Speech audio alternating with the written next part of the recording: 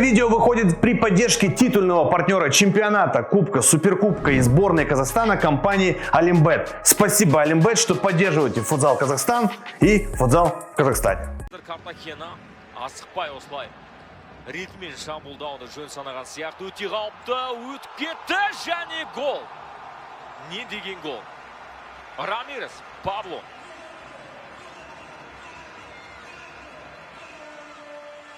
Көру керек, расымен де басқалы өтіп кетті.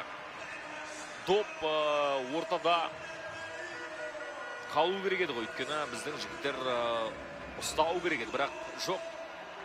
Тиісті ойыншыға жетті, ал ол ойыншы Пабло Рамирес өкшемен қалай бұра салды, қараңыздар.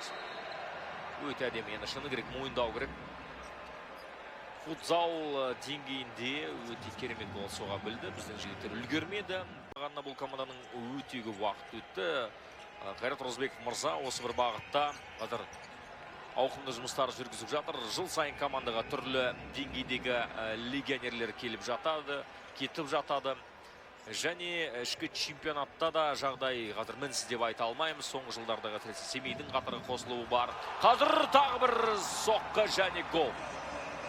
Неге осыншама оңай соққы жасатып қойдық, қабылдады және оңға қарай бір тапты дағын сол аяғымен.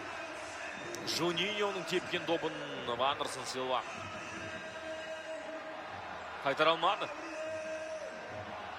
Әлде бұл моттама. Бір қарағанда нүктесі қойылған есеп деп айтуға келмейді міне.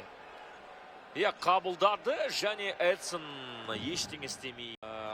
Жалпы кезеңде Kauno Žalgiris командасына қарсы 5-0 ойын өрнегін көрсетті. Жеңді яғни. Одан кейін ой, қазір енді Пабло Рамирестің соққысы. Қақпадан тым алыс және ол жерде ойыншылар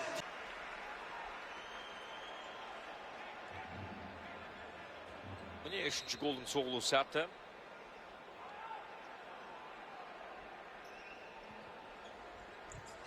Дәл бұрышқа шешім қабылдайды. Артқа қарай Занотто. Эдсон допты қабылдайды. Карио қарсылады және ол ортаға және Дәурен Тұрсағұлов.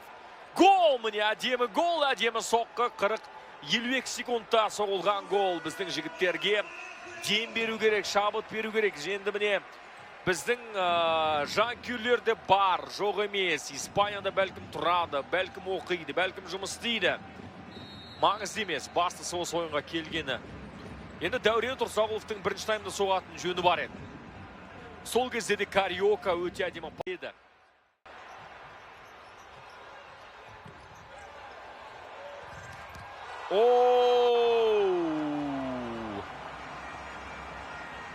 Осаман Муса қауіптеніп отырған едік. Қазір енді қарымта шабуыл Осаман Муса алынбастай тептенді. Қазір Картахена тағы да +3 доп басымдығын қалпына келтіріп отыр.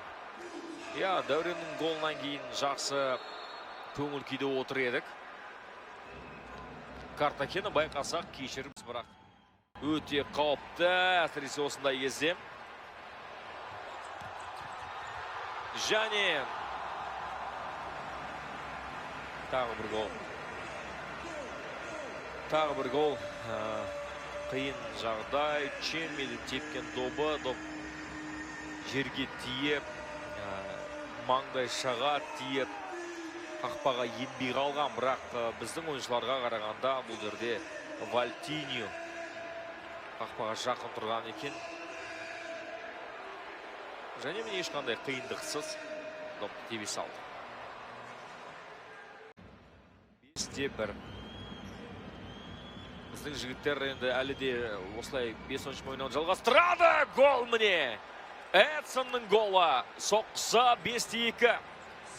Тағы да бір гол қайтардық, бірақ жаңа ғана бір гол өткізіп алдық. Сондықтан қиын болып тұр жағдайымыз.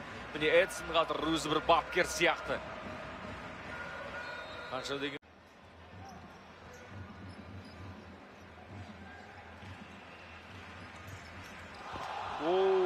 тағы бір соққы және гол.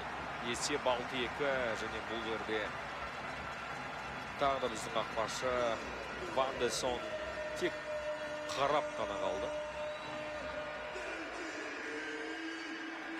Мотта, осымен Пабло Рамирес және Мотта 2 голдан соққан ойыншылар ретінде бүгін керемет ойнады.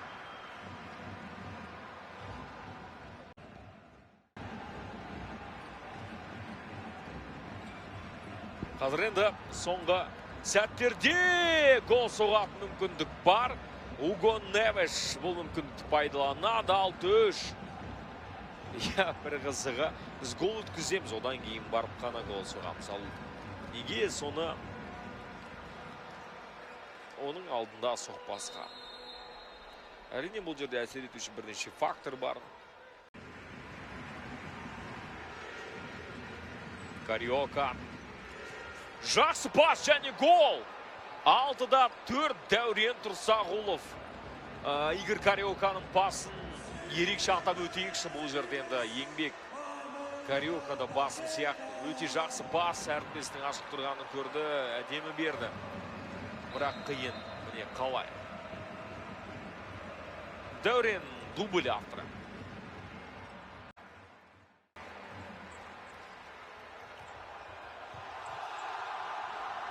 Және тағы бір гол.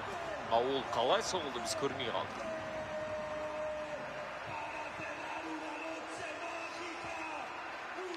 Альтиньо тағы бір гол соқты. Осылайша ол Біржан Оразовпен теңесте. Осы маусымда біздің үздік сұрмергеніміз Біржан 7 гол соқса, Альтиньо міне бұған дейін 5 гол соққан еді. Осы ойында дубль жасаған.